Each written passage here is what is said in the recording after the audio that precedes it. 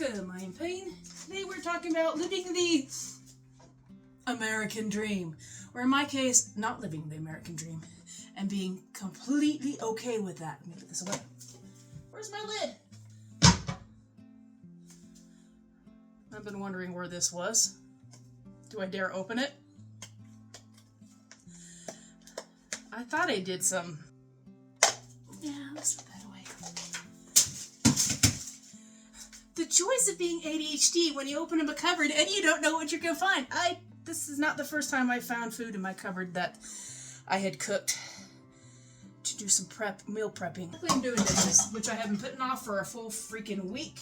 Because every time I walk in the house, I take one look at it and go, I ain't dealing with that shit. I'm just walking by. All right, back to the topic.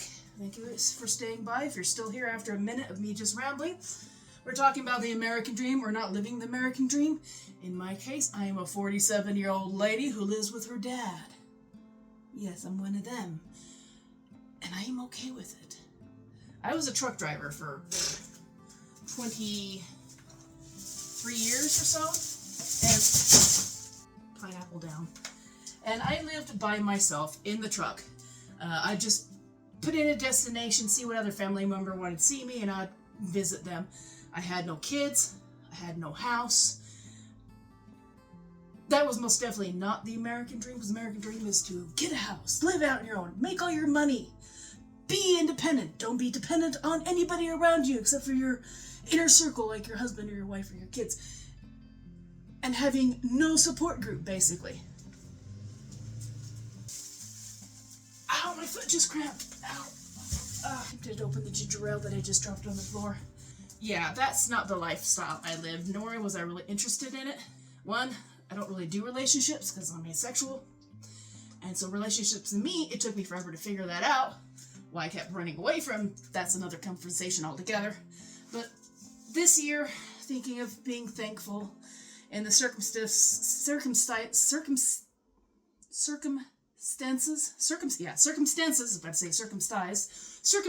that life gives you, and where you end up later in life, and not really realizing that's actually where you need to be, but thinking that you need to be somewhere else. You need to have that house that's your own. You need to have your own independence. You must not be dependent on anybody else, because that is not the American dream. It's a freaking stupid American dream. 100 years ago, we did not do that. We lived in family groups. We had generational housing. They would buy property around them and have family live around them. And they always had some sort of support group when something was going wrong. We don't have that anymore, which is really sad. And so in my 40s, early 40s, my mom was having some problems. She ended up having to go into surgery because she had water in the brain. Because she kept telling the doctors that there's something was wrong. And they kept saying, it's your side effects from the medication. She was on Depakote and lithium because she was bipolar. And so the doctors just kept saying, it's the medication you're on. Until a fateful night, while she was watching the Super Bowl, and she had a mini stroke. And finally, the doctor said, oh, let's go do a CAT scan, see what's going on. And she had water on the brain. And so she had a tube from her brain to drain the water into her thing. But by that time, it was too late. Part of her frontal lobe had atrophied. And had they listened to her years ago, we wouldn't have gotten the news that she's going to be going through dementia and her cognitive abilities would have gone down. And so I made the decision to move back home. Which is kind of weird because like years before, my parents did the same thing. When my grandmother was starting to decline, they moved home, sold their house in Arizona, and moved back home so they could keep my grandmother, at home in her house. And they could not have to put her in a nursing home and never see her hardly ever. And so years later, I made the same decision to come home so my dad wasn't by himself taking care of my mom when she was going through, she'd have to go through this hard time in her life. And between me, my dad, my sister who lived in Wisconsin, and even all of my family members, my other sister lives my other sister lived just up the road, we were able to keep my mom home. And in 2018, she passed away from, it was more like Lou Gehrig's than dementia. And she was able to have 5 good years where she actually finished her book, Memories of Yesterday. And this is her life story of living with living with bipolar disorder and, having the support group. And actually, she's one of the lucky few that this is my mom. She actually had the support group around her. And so she was able to stay remarkably stable. Things would happen. She'd go high. When she would go high, most of the time she'd go high instead of depression. Thank goodness. But, every so often she'd turn into Mrs. Coca-Cola. Or she'd take an exercise ball to a 90-year-old because she was concerned she didn't get enough exercise with her walker at 4 a.m. Yeah, thank God for understanding friends and neighbors. And she was so good with a lot of the people in the neighborhood. Everybody loved her. When I had the option to move back home, I did. I quit my job as the trucker, and I found one that was local where I was home every night and off on the weekends and that type of stuff. And we were able to make it. And within those 5 years, she was able to finish her book. She had a really good, life as much as she could. And until that last year when everything started to disintegrate, basically. And she was unable to walk, unable to talk, and that type of things. But we were able to keep her home with the help of my dad. And I was pretty much the one that was bringing in the money. And my dad was doing a lot of the caretaking. He actually retired so he can stay home with my mom and my sisters. And then all the home hospice people are freaking awesome. I absolutely love home hospice. They are some of the best people in the world. They'd come by daily, every day, every other day. Some of the managers who work there would actually come by just so my dad could have some time off by himself, go shopping, go to a movie and stuff. And great people. And so we were able to keep my mom at home. And she passed away. The nurse said she had like a day or 2 left. But she was going to prove them wrong. She waited so her middle daughter from Wisconsin could come home, be with her. Every single neighbor and friend and family member was able to see her. And she lasted a full week.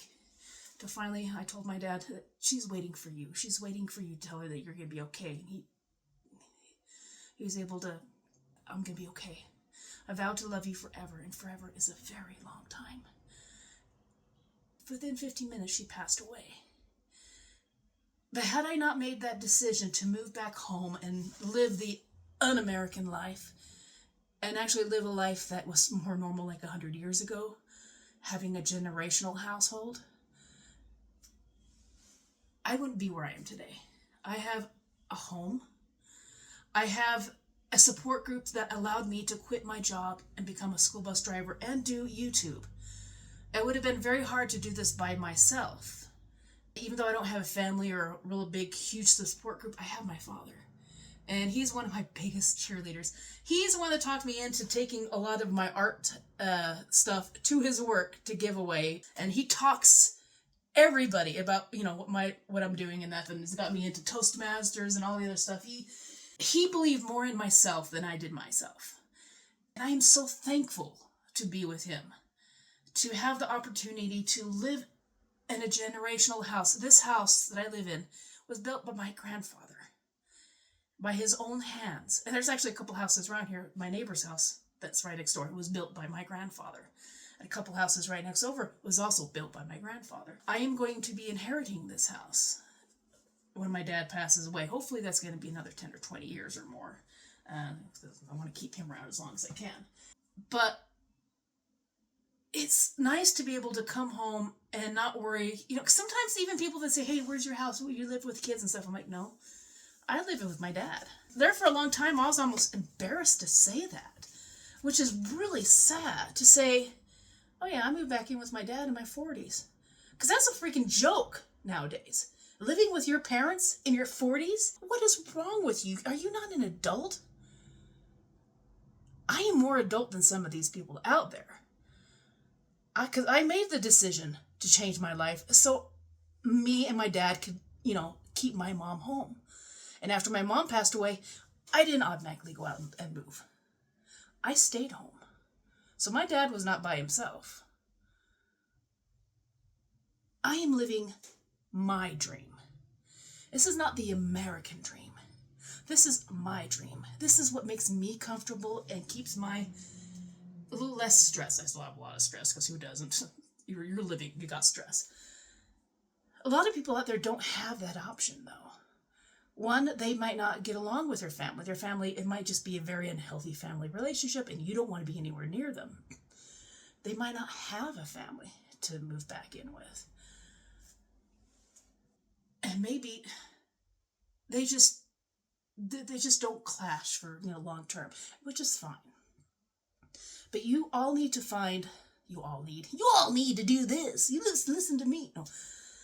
If your dream is the American dream, or what society considers the dream, you're doing it right if you do this, this, and this. If that makes you happy, do it and don't be ashamed of it. But what makes you happy is living in a cabin in the woods, making your own food and living off the grid, not being part of the society. That is your dream. And if you're able to do it, freaking do it. If your dream is living with a community of people, like-minded people like you, who support you, and they're not family members, because you don't get that back there, that is your dream. So find your dream. Be it something small and humble, moving back in with your parents, so both of you guys don't have to be alone. Finding a group or community who see you as a person you are and don't see anything shameful in that. To living the consumer dream, having the big house on the hills with all the freaking payments and all the other stuff and all the stuff that goes with it, all the brand new stuff. If you have the money and the community and the mindset to do that, and it makes you happy, do it. Don't be afraid to live your own dream. You don't have to live everybody else's dream, because everybody else's dream could be your freaking nightmare. Some of these things you look on the internet, and you're allowed to see other people's dream, and a lot of times you go, "Oh, no," and other times you're like, "I am intrigued." So one of the things I'm so thankful for is the opportunity to be a creator and a YouTuber, and being part of everybody else's dream. Because sometimes some of their dreams are like, that is very attractive. How can I take aspects of that and wrap it into my dream and change it? That is the one of the best things about being a YouTuber, or just being in some of these social medias. Sometimes social media can be way too overwhelming, but at the same time, you can find things and find people that's just, it's like a kindred soul. And so when you find them, it's awesome. So hopefully this Thanksgiving season, you find your dream, your American dream, or whatever type of dream you have.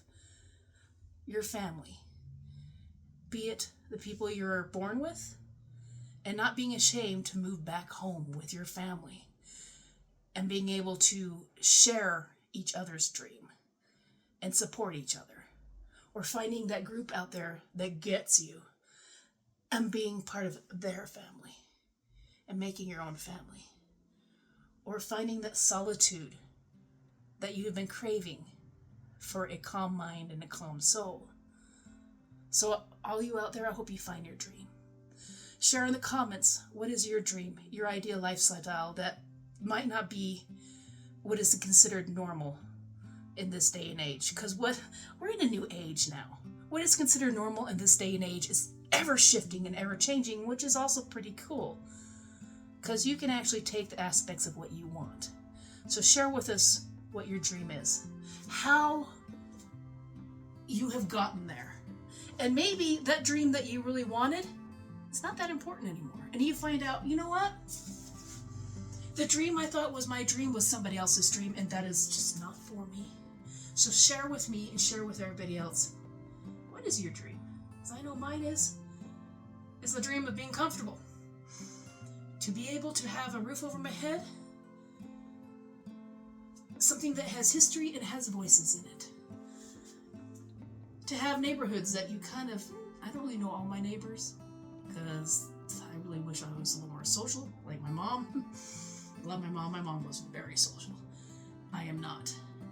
But I'm getting better at it and being more comfortable at letting other people see who I am and not being afraid of them judging me for being different. Because I'm not afraid to see other people being different as well. So I love you all. I will see you in the next one. I need to stop now before I continue rambling. If you're enjoying this this little rambling thing with the lady in the bunny shirt, make sure you do a like and a comment. And I will see you on the next one. You have a wonderful Thanksgiving. And if you're not celebrating Thanksgiving, just take a moment in the mornings when you get up and just reflect on what you are thankful for. The areas that you have strived and you have accomplished, and the areas you're still looking to find. So just be thankful, for I am thankful for you. Love you all.